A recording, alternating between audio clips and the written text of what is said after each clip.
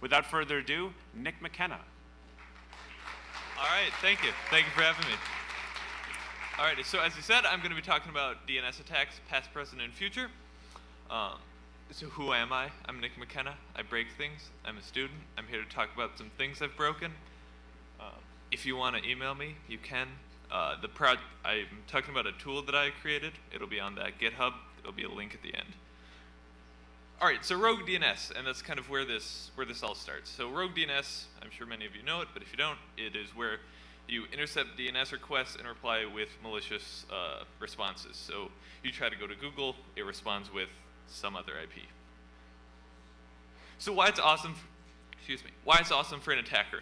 Primarily, it's very quiet, and the main reason why it's the best type of interception attack is because it's low data. So whereas with most types of data interception, you'd have to handle all of the data, which would, if you have lots of clients, that would be, you'd need lots of infrastructure, lots of bandwidth. The nice thing about DNS is it's low bandwidth. You just have to intercept a couple bytes and send back a couple bytes. So it's very easy. The alternatives are very loud, very data intensive. So that's why DNS is pretty great, and that's what kind of caught my eye. So the past and the present. I'm going to be talking about two botnets that did rogue DNS attacks. So the first one, DNS Changer. It infected, I believe, 4 million people. It did this by just using like registry calls to change the DNS server of a client. So kind of rather low tech, not very interesting. What they did to monetize it was they replaced ads. So they basically ran their own ad network that worked by intercepting other ad networks. Whoops. Then Soho, and this is what really got me interested in this and what I find the most interesting. So how it would work is it would do CSRF against your router. So it would just try 10.0.0.1 and admin. It would just try lots and lots of default passwords. And it was a little bit more malicious. Instead of doing ads, it would do phishing on bank accounts, like bank pages. It's spread via malvertising, so you'd have a piece of JavaScript that just sends lots of iframes, that sends lots of requests, and it would also sometimes have iframes pretend to be Google Analytics. So this is how it would basically work. So it's spread via CSRF in ads, so just lots and lots of iframes and ads, or just JavaScript loops that would try default passwords and IPs.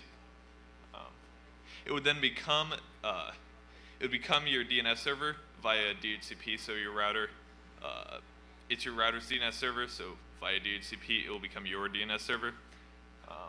Then it would redirect, and then of course step 5, profit. So you might not be able to see this very well, but it pretends to be Google Analytics, just a lot of iframes. And then it would also set a secondary DNS server so that I guess they're not being that mean. This is the JavaScript version. It would just try a bunch of different requests. Okay, so the process is, so firmware hacking. So this is kind of getting into the future, but also some stuff that we've seen before. So in attacks like Marie, it is kind of exploiting either vulnerabilities in firmware or just bad passwords. So how this would typically work, you would decompile the firmware, you would look for vulnerabilities, and then you would write an exploit. You would find a way to fingerprint this and then scan. So, so firmware propagation part 2, and this would involve backdooring firmware. And I've seen this attack in the wild, or at least heard of it, but not very frequently, but I think that it will over time become much more popular. So it's where people use either authentication bypass exploits or other exploits to get into a router's web interface and then use that to flash the firmware. And from there, you can put whatever you want in the firmware. So what do you do after that? What is an attacker to do after they become a client's DNS provider? And this is kind of where I started getting kind of creative and thinking about cool things you could do. So, but first, kind of a backtrack. So when you think about security and what it means to look at security, you're really looking at largely the difference between how you want a technology to work and how it actually works. And for people like this, man-in-the-middle attacks are seen as something very elite, very hard to do, and something done by, say, nation-states. But that's not really true. In looking at how lots of different sites and applications are built, I found that most people aren't really thinking of man-in-the-middle attacks as something that is done commonly or something that's feasible. So for that reason, I built something called DNS SSL strip. And what it is it's a simple implementation of SSL strip using DNS. So it's two parts. It's a DNS server, and then it's a web server. So the DNS server is DNS masks, just because it's very easy to set up, and it's very easy to add manual exceptions. So it's very quick, very easy to install. That's why I used it. The web server, I wrote it in Flask. The main reason, because it's not PHP. And it's good for doing low-level stuff, and you can have a function that is just, when we receive this page, we do this with it. So how it works, I'll get to the demo in a minute. Whoop. So I guess I'll just leave it at this. So I'll show the demo in a second. But what it does is it takes the headers. So it takes the so you send a request to the DNS server. It will respond with the IP of the web server, and then the web server will receive it. It will take the host header, and then it will find its actual IP and send a legitimate request to it. So even if it's an SSL site and it uses HSTS, it will still work against it if you can somehow get them to send an HTTP request to that domain. So here's a demo of that. I'm doing it against Wells Fargo, but surprisingly, it works against every major American bank. Or I guess unsurprisingly. Can we see this? Oh.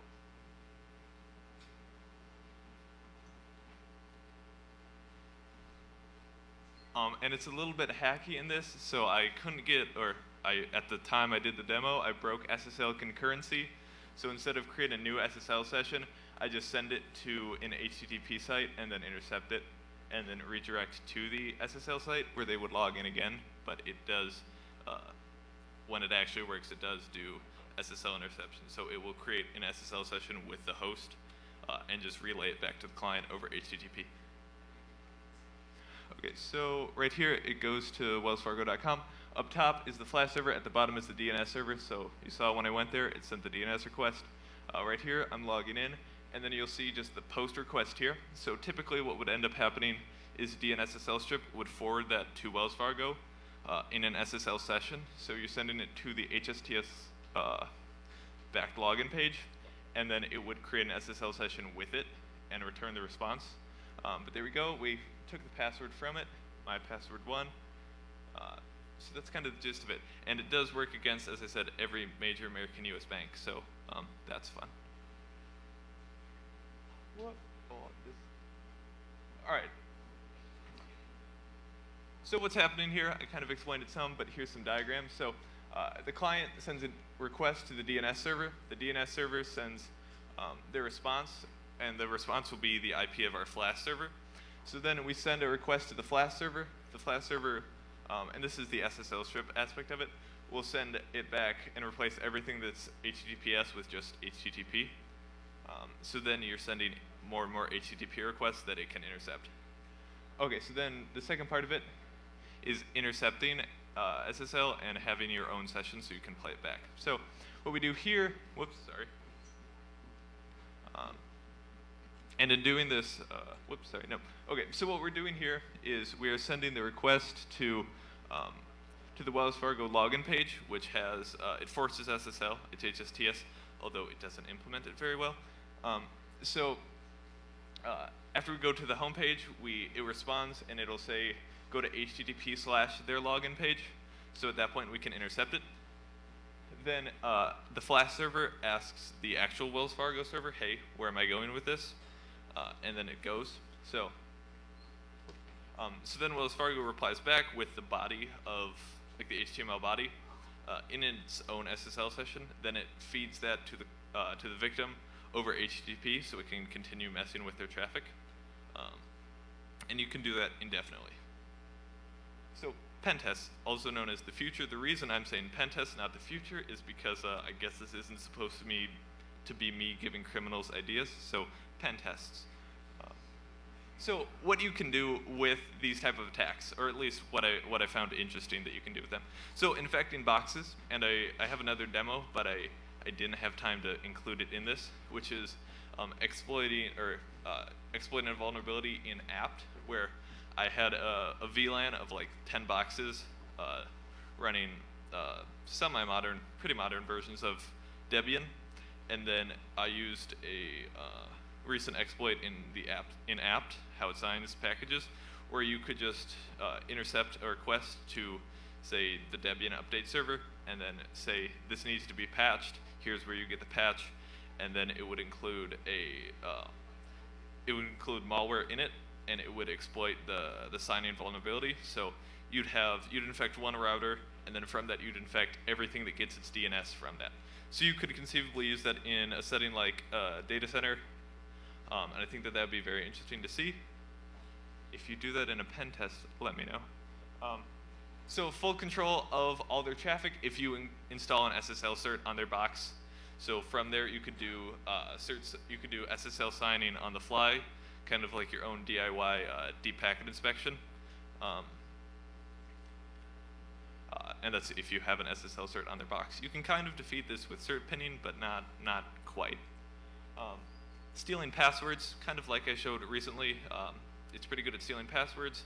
Even if the login page even if where the passwords are being sent is SSL and HTTPS, or TLS rather, you can still intercept it if where they're getting the form from is not. So masking the command and control servers, I'm not going to talk about that much, but that is something one could do, because you can just communicate data over DNS, and if it's your own DNS server, you can just retrieve the responses.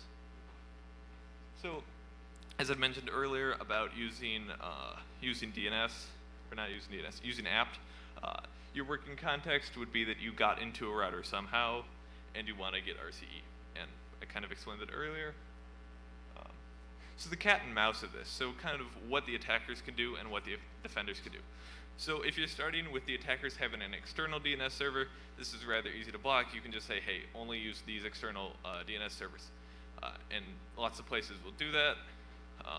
However, they will not do that with internal DNS servers. So where the attacker could go from there is they could just, if they're already in a router, they could probably flash some firmware that would have its own DNS server running on it that they could do the attack from. And then the blue team from there could conceivably do just monitoring of DNS like that. So monitor local DNS or whitelisting DNS. And then I'm sure that there are lots of red team people that have much better, much more clever ideas than I do. So some fixes, as I said, black hole and external, not black hole, but whitelisting your DNS, monitoring DNS. And then, so the next two are kind of ideas that I've been thinking of, and I haven't seen them implemented anywhere, but I think that they would successfully fix this. And I think it would also be useful for antivirus and browsers to implement something like this. So if you have a bad DNS server and you have, you're sending requests to it and it's sending bad responses, you could look at it, cross-reference a bunch of other DNS servers, and then if none of them give you the same response, you can probably tell that something's up there, and you could investigate that. So I'm working on making an open a DDWRT mod that does that. So if you have a bad DNS server, either being used by a client or by your router, it can look at these and then it can say, hey, this is bad, this is good, etc. So SSL everywhere and always. So as I showed earlier, if you can only really be attacked, at least using HTTP, if you don't use SSL at some point. So if you use SSL always in all your requests, this kind of fixes that. So there are plugins like SSL Everywhere that would be useful for things like this. So proxying, so lots of companies, they will proxy all their traffic out. From there you can sort through it and look at the DNS requests, and you could do something like the cross-referencing I was talking about. So then DNS strip, if you want to see more about it or see the code, you can go there. If you have any questions, you can email me there. And that is it. Thank you.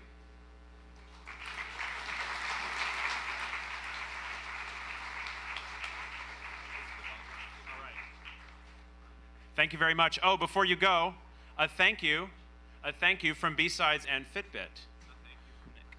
And a thank you from Nick. Thanks very much. We will have another short break, and I will let you know when the next speaker is up momentarily.